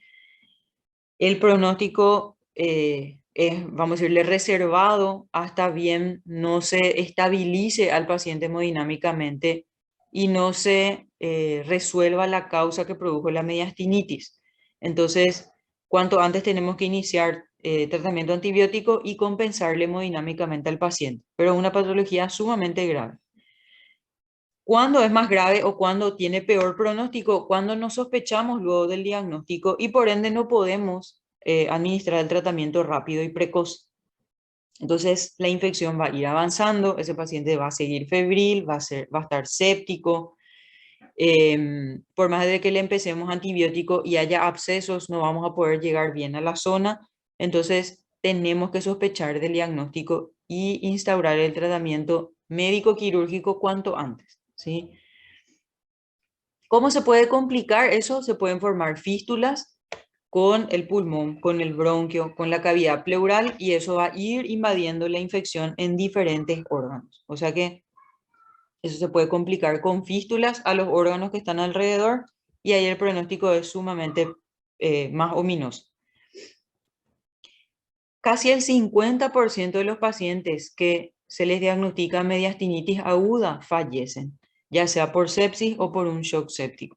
Entonces, es una patología urgente, tiene carácter urgente su diagnóstico y su tratamiento precoz, y aún así tiene una alta mortalidad. Entonces, la mediastinitis aguda tenemos que sospechar con un paciente que tiene un dolor retroesternal, que es brusco, que es intenso, y tenemos que recordar, interrogar esos antecedentes, ya sea de vómito o algún procedimiento endoscópico o algún otro evento que nos haga pensar en que hubo un aumento de presión intraesofágica.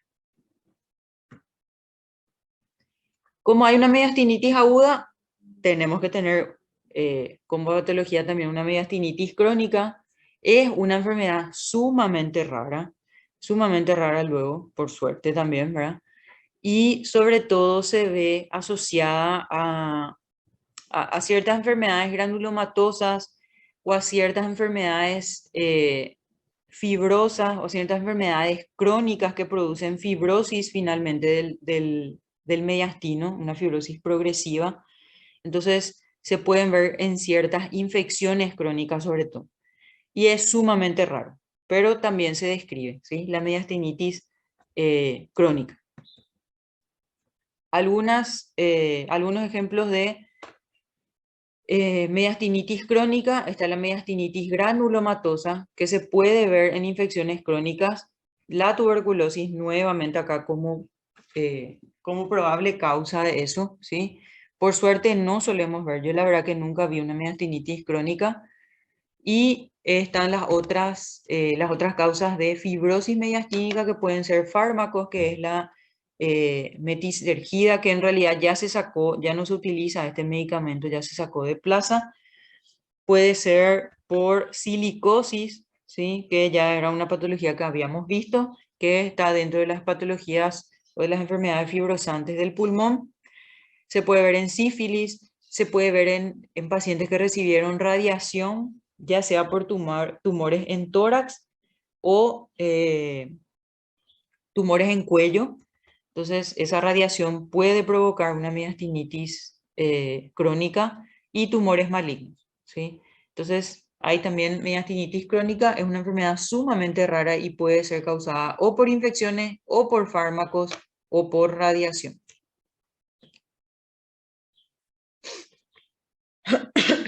Y en la última, vamos a decirle, clasificación dentro de lo que es, vamos a decirle, más común de encontrar en mediastino, es el neumomediastino, que es presencia de aire en el espacio mediastínico. Suele estar también relacionado a la mediastinitis aguda o suele formar parte de los signos y síntomas que vemos en la mediastinitis aguda, ¿sí? Pero muchas veces el neumomediastino, el tratamiento en realidad es de soporte nada más. Se va esperando que ceda, que se resuelva solo. No hay un tratamiento, vamos a decirle, médico que podamos hacer con el neumomediastino. Entonces, el neumomediastino es presencia de aire en el espacio mediastínico, sumamente infrecuente también esta patología.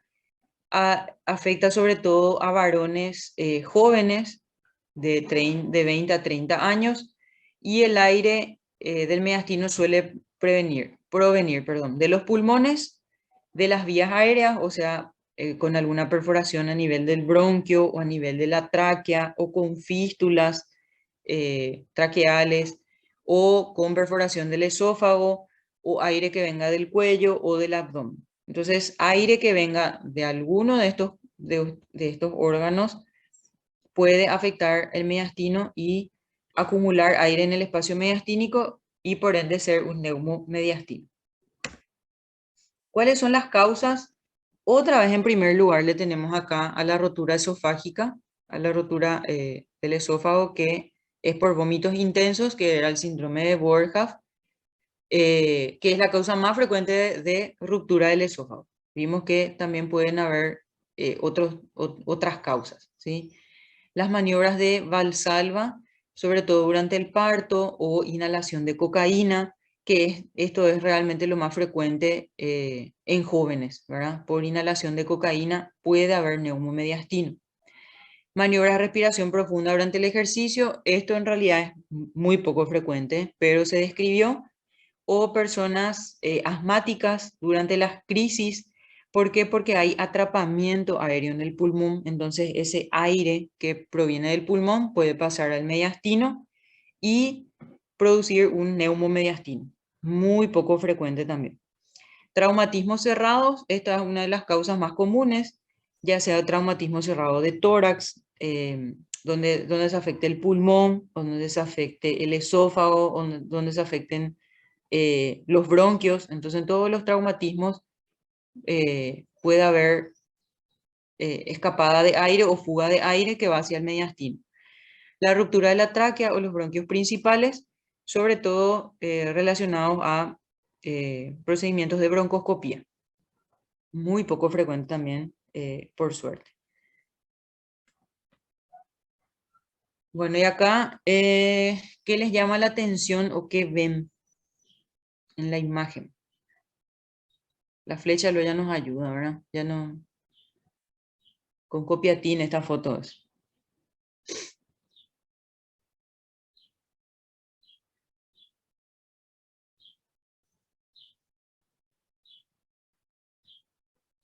Hablando mal y rápido, ¿de qué color veo el aire?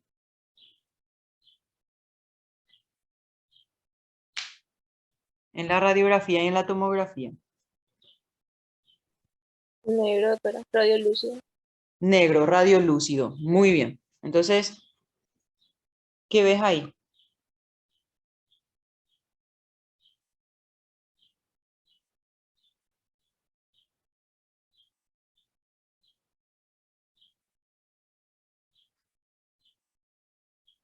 En realidad una hiperclaridad.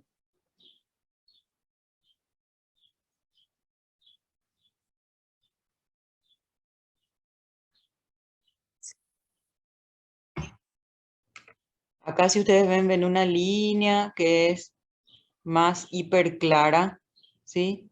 Y que separa inclusive el pulmón de lo que es el pericardio, ¿sí? O de lo que es el corazón. Lo mismo acá, está mucho más marcado. Y en el cuello, llegan a ver acá el enfisema subcutáneo, esto sería. Llegan a ver acá esta imagen hiperclara que vemos acá en partes blandas, que tiene densidad aire, que es comparable con el parénquima pulmonar.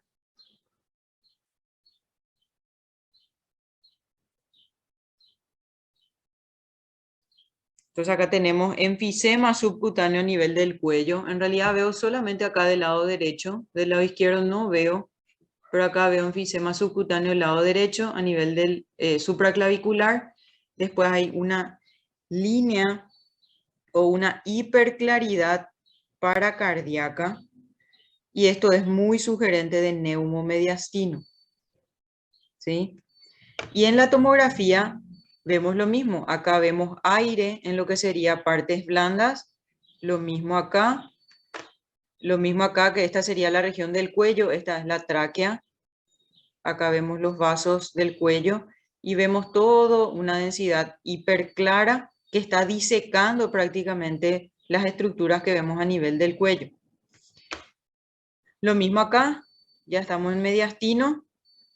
Todas estas líneas hiperclaras, y acá la hiperclaridad que vemos delimitando o vemos en la región paracardíaca, tanto del lado izquierdo como derecho en este caso. Entonces, esa sería una imagen de neumomediastino. En esta imagen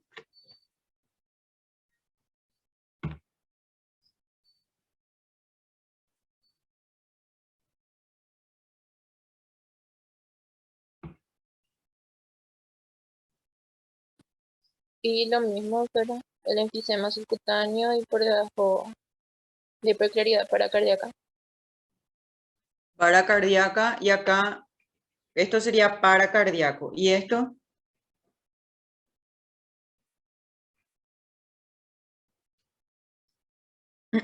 ¿Hasta dónde se suele ver el diafragma? Sí, ¿y hasta dónde se suele ver el diafragma? Hasta la silueta, ¿verdad? Y acá esto se llama el signo de la línea continua o signo del diafragma continuo, que es una línea hiper clara que delimita el diafragma y es continuo, ¿sí? Que es una línea que no se ve en las radiografías normales, ¿sí? Eso se le llama el signo del diafragma continuo, que es un signo sugerente también de neumomediastino. Y acá tenemos el enfisema subcutáneo a nivel del cuello. Bueno, ¿qué tal hasta acá para empezar nuestro tema nuevo, que es totalmente otra cosa de lo que vimos ahora? Y está bien, doctora. Bueno, mediastino es, generalmente son patologías poco frecuentes, ¿verdad? Pero son patologías que tenemos que conocer porque pueden ser patologías graves. Tenemos ahí la mediastinitis aguda, sobre todo, que sí o sí tenemos que conocer para diagnosticar. Y tenemos todos los tumores que pueden aparecer en el mediastino. Y vieron lo útil que es la radiografía. Todito radiografías yo le puse, no les puse tomografía.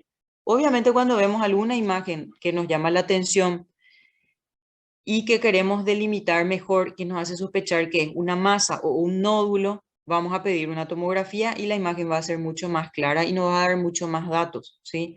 Pero siempre tenemos que tratar de sacarle el máximo jugo a la radiografía, porque es lo primero que probablemente el paciente nos va a traer ya, o es lo primero que podemos pedir y tenemos ya un resultado más rápido que pedir una tomografía. Entonces, de ahí la importancia de conocer las patologías que podemos ver en mediastino. A veces es un poco engorroso diferenciar si es una masa parenquimatosa o una masa mediastínica, y ahí nos ayuda bastante la lateral o la tomografía, ¿sí? Y saber qué elementos hay en el mediastino anterior, medio y posterior, ¿sí? Bueno, entonces eso sería como un resumen de patologías del mediastino: patologías tumorales, patologías infecciosas y otras en donde entraría el neumomediastino. Bueno, entramos en otro tema que es prácticamente otro tópico, que es el síndrome de apnea-hipopnea obstructiva del sueño. ¿Saben algo de este síndrome? En realidad se le llama SAOS y ahora se le llama AOS. Ya no se le llama síndrome en la nueva guía, ¿sí? Pero en el programa tenemos todavía nosotros así, entonces por eso les puse así. ¿Ya escucharon hablar? ¿Tienen alguna idea del concepto? Y solamente que las personas despiertan como si tuvieran una sensación de algo. Personas que se despiertan o que tuvieron sensación de ahogo durante la noche, durante el Sí, sueño, vamos a decirle. así mismo. Es uno de los criterios que vamos a tener en cuenta para diagnosticar, ¿sí? Pero no es el único, ¿sí? Entonces vamos a ir empezando por las definiciones. En primer lugar, tenemos que definir lo que es una apnea. Vamos a volver otra vez acá. ¿Qué es una apnea? Entonces, si tenemos ya un concepto y después le agregamos más cosas a lo que ustedes saben, entonces se les va a quedar más fácil.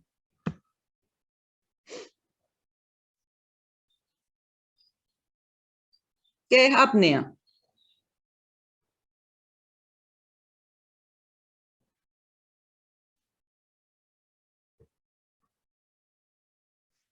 Hola. Bueno, le voy a ayudar ya. Apnea es ausencia del flujo aéreo, ausencia completa. Lo que nosotros vamos a estudiar ahora es el flujo aéreo, ¿sí? Y más vamos a estudiar el flujo aéreo durante el sueño, porque ahí es donde aparece esta apnea. Entonces, la apnea es cuando hay ausencia completa del flujo, el paciente deja de respirar durante al menos 10 segundos. Para que se considere una apnea, el paciente tiene que dejar de respirar 10 segundos, ¿sí? Si es menos de 10 segundos, no se considera apnea. Dentro de la apnea tenemos otra vez dos tipos. Hay una apnea obstructiva, que es de la que nosotros nos vamos a encargar, y hay una apnea central. ¿Qué es la apnea obstructiva? Es cuando el flujo de aire cesa por completo durante más de 10 segundos. ¿Por qué cesa? Porque hay una oclusión de la vía aérea superior, ¿sí? Y cuando se ocluye, ¿qué pasa, por ejemplo? No sé si alguno de ustedes duerme con alguien que ronca. O con alguien que está durmiendo, parece ronca y de repente deja de respirar. No sé si a alguno de ustedes les pasa. Ya le van a diagnosticar ya a su compañera o compañero. ¿No? Espectacular, entonces nadie tiene apnea de los acompañantes. Generalmente cuando hay ronquido, lo que vibra es la vía aérea superior, las partes blandas de la vía aérea superior, eso vibra cuando una persona ronca.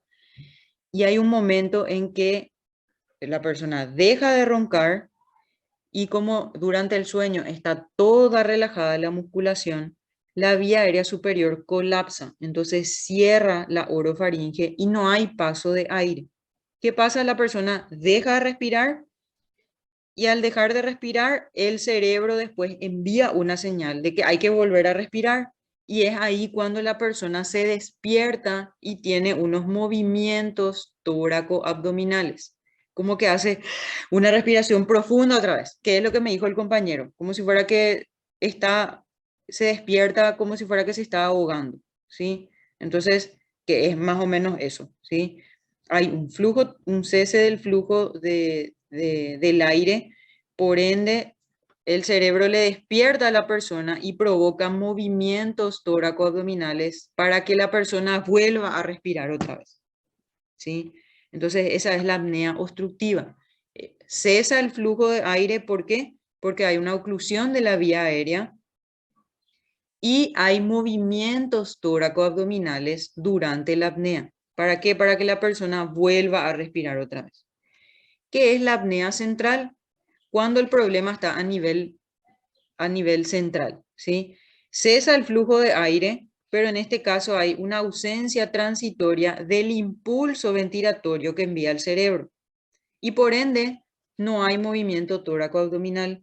Esa es la gran diferencia. En la apnea obstructiva hay movimientos tóraco-abdominales y en la apnea central no hay movimientos tóraco-abdominales durante la apnea, ¿sí?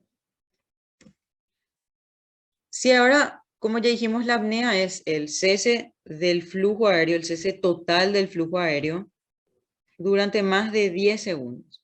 Y la hipopnea es cuando el flujo de aire se reduce, o sea, disminuye nomás. ¿A cuánto tiene que disminuir? Por lo menos tiene que disminuir al menos 30%, ¿sí? Y se tiene que acompañar de desaturación durante la noche.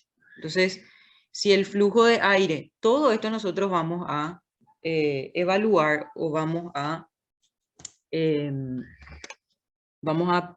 ¿cómo se dice? Medir con el estudio que vamos a pedir para diagnosticar, ¿sí?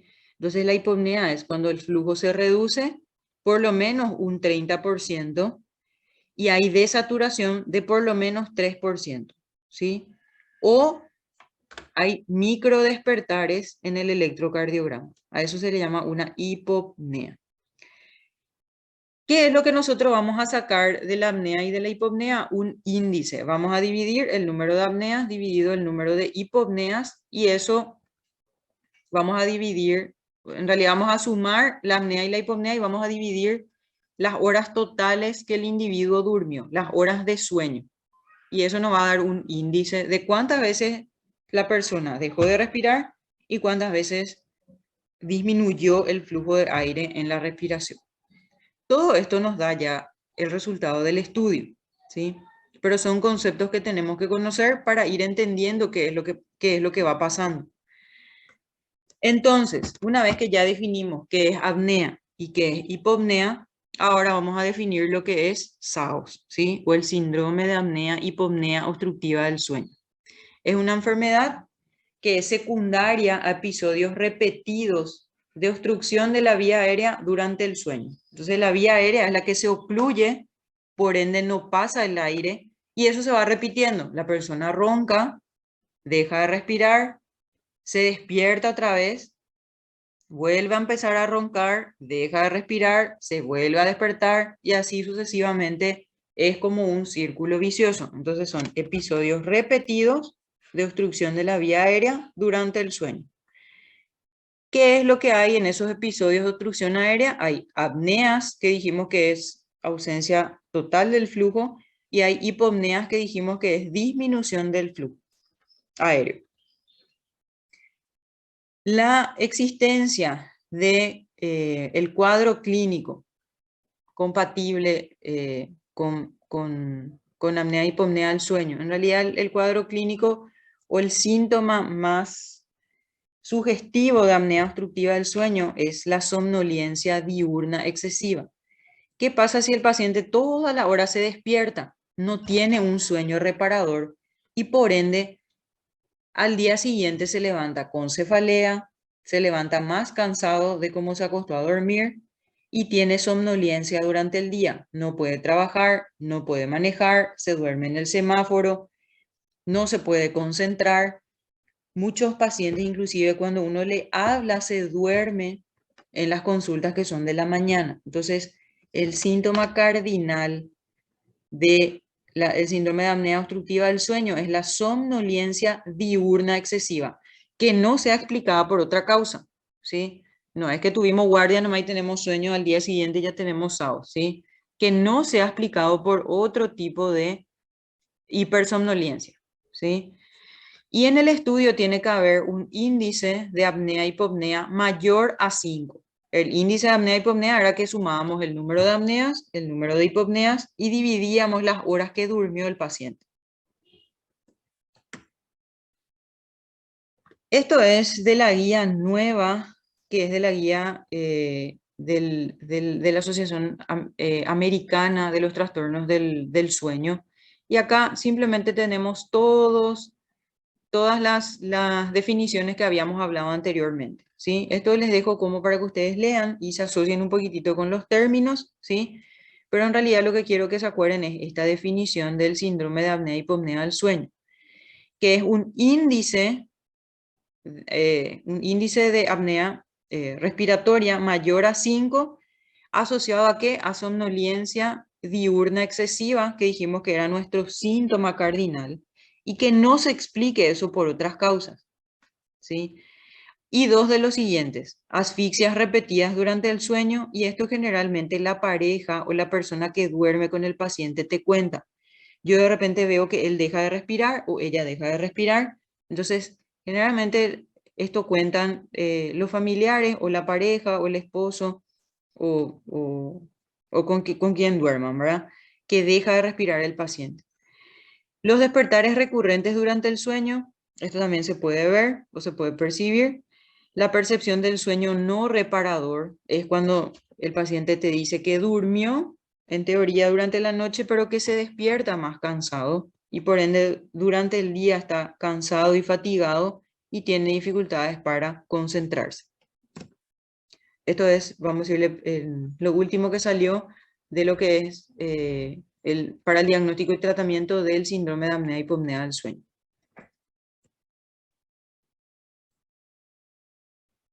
Simplemente acá, sí, se repitió nomás la imagen.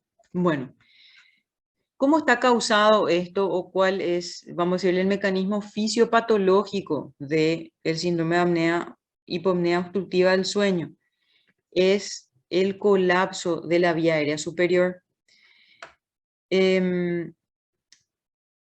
Siempre hay, o siempre se manejan... Hola. Hola, no sé si pueden apagar su micrófono.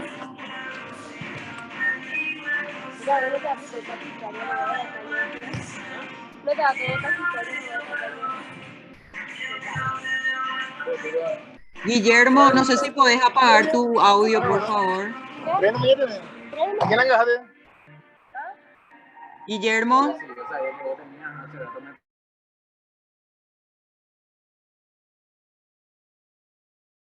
Ya pagó, doctora. ok, vamos a ver si le pongo presente entonces, porque me parece una falta de respeto. Yo sé que muchos no escuchan y muchos se conectan, pero por lo menos la delicadeza de apagar el audio me parece, por lo menos por respeto.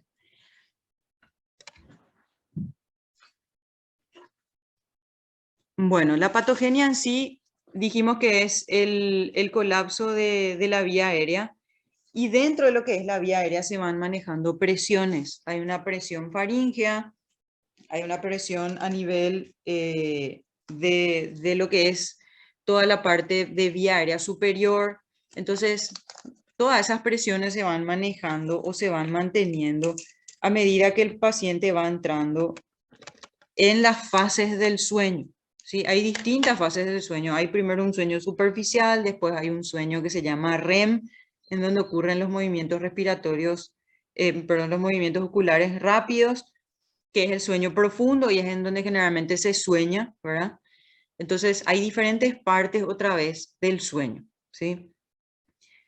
Y en esos diferentes periodos van habiendo unas presiones que se van manejando a nivel de la vía aérea superior.